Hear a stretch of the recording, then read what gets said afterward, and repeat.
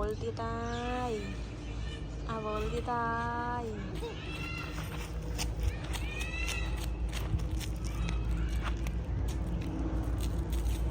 vốn là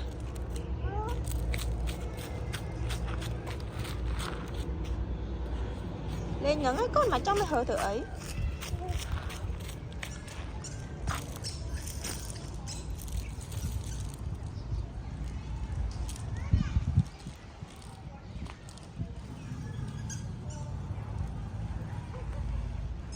đó lấy con lên con nó chứ mà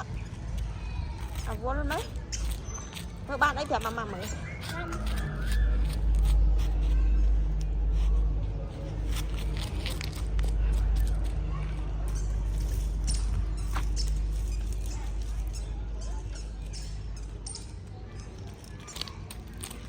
bye bye mùi nè bye bye mùi mục nè nè là bye bye sân bye bye ok